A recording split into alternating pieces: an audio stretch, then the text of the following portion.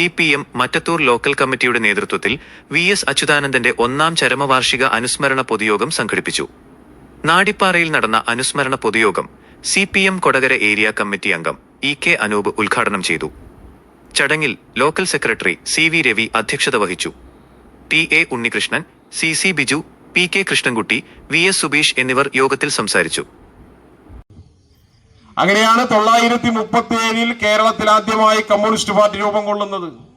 അന്നൊരു ഗ്രൂപ്പായിരുന്നു എങ്കിൽ പിന്നീട് ഈ 4 പേർ ചേർന്ന് പിന്നീട് അത് 69 പേരായി മാറിക്കൊണ്ടാണ് 1939 കേരളത്തിൽ ആദ്യമായി കമ്മ്യൂണിസ്റ്റ് പാർട്ടിയുടെ ആദ്യത്തെ ഘടകം കണ്ണൂർ പിണറായിയിലെ പാറപ്പുറത്ത് രൂപം കൊള്ളുന്നത്. ആ യോഗത്തിൽ വെച്ചുകൊണ്ട് കമ്മ്യൂണിസ്റ്റ് പാർട്ടിയുടെ ആദ്യത്തെ സംസ്ഥാന സെക്രട്ടറിയായി സഖാവ് P കൃഷ്ണപിള്ളയെ തെരഞ്ഞെടുത്തു. ഡേറ്റ് ഇതുവരെ പരസ്യപ്പെടുത്തിയിട്ടില്ല നമ്മുടെ പാർട്ടി. ഏതാണ്ട് ഡിസംബർ മാസമാണ് എന്ന് പറയുന്നു. കാരണം അന്നത്തെ രേഖകളൊക്കെ നശിച്ചുപോയി. കാരണം രഹസ്യമായിട്ടാണ് നമ്മുടെ യോഗം ചേരുക. അപ്പൊ പല സഖാക്കളും, ഒളിവിൽ കഴിയുന്ന സഖാക്കളും വേറെ വേറെ പേരിലായിരിക്കും. ഇപ്പൊ കൃഷ്ണൻകുട്ടി എന്നുള്ള പേരിലല്ല അന്ന് ജീവിച്ചിരുന്നത്. ഇപ്പൊ VS തന്നെ അലക്സ് എന്നുള്ള പേരിലാണ് ഒരു പ്രദേശത്ത് ഒളിവിൽ കഴിഞ്ഞിരുന്നത്. ഈ ഒളിവിൽ കഴിയുന്ന ആളുകളുടെ പേര് 2-3 ആളുകൾക്ക് മാത്രമേ കൃത്യമായി യഥാർത്ഥ പേര് അറിയുള്ളൂ. എല്ലാം പരസ്യപ്പെടുത്തില്ല. അങ്ങനെ നമ്മുടെ പാർട്ടി 1939 ഓഫീസിൽ സഖാവിന്റെ ഭൗതിക ശരീരം പൊതുദർശനത്തിന് വെക്കും എന്ന അറിയിപ്പിനെ തുടർന്നാണ് ഞങ്ങൾ അദ്ദേഹത്തെ കാണാൻ വേണ്ടി ഇവിടെ നിന്ന് പുറപ്പെടുന്നത്. അവിടെ ഏതാണ്ട് ഒരു 9:30-10 മണിയോട് കൂടി എത്തുമ്പോൾ കൊല്ലത്ത് പോലും സഖാവിന്റെ ഭൗതിക ശരീരം എത്തിച്ചേർന്നിരുന്നില്ല.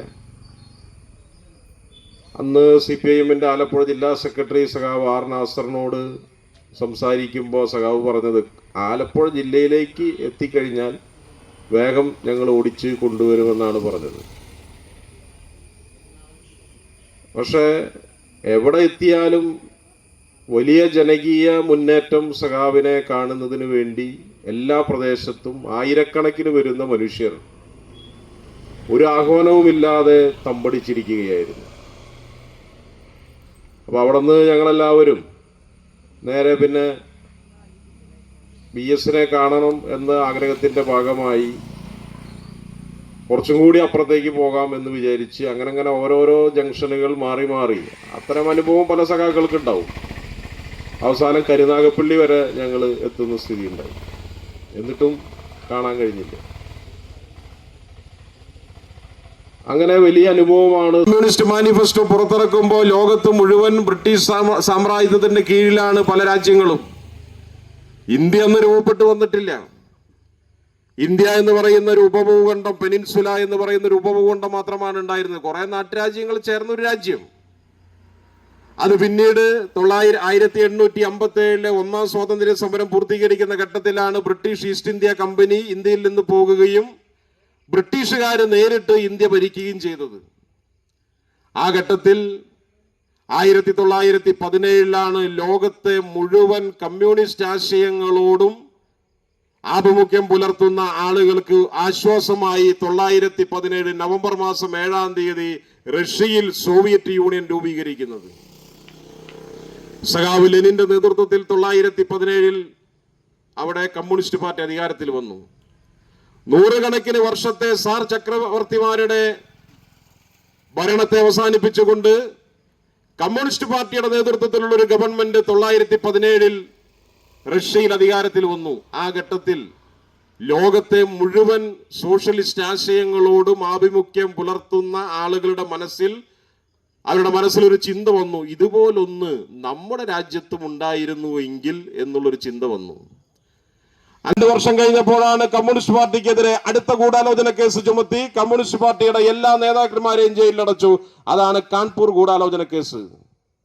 പിന്നീട് 2 വർഷം പൂർത്തീകരിച്ചപ്പോഴാണ് 1926 പെഷവാർ ഗൂഢാലോചന കേസ്. ഇങ്ങനെ എത്ര ഗൂഢാലോചന കേസുകൾ നമ്മുടെ പ്രസ്ഥാനത്തിനെതിരെ ഇവർ വലതുപക്ഷം എടുത്തിട്ടുണ്ട്. അങ്ങനെയാണ് കമ്മ്യൂണിസ്റ്റ് പാർട്ടി ഇന്ത്യയിൽ രൂപം കൊണ്ടുവന്നത്. ഈ ആശയങ്ങൾ നമ്മുടെ കേരളത്തിലും രൂപം കൊണ്ടു. കേരളത്തിലും ഈ ആശയങ്ങളോട് ആഭിമുഖ്യം പുലർത്തുന്ന ആളുകൾ നിരവധി ഉണ്ടായി. അങ്ങനെയാണ് കോൺഗ്രസ് സോഷ്യലിസ്റ്റ് പാർട്ടിയിൽ തന്നെ കമ്മ്യൂണിസ്റ്റുകാർ രൂപപ്പെട്ടു വന്നത്.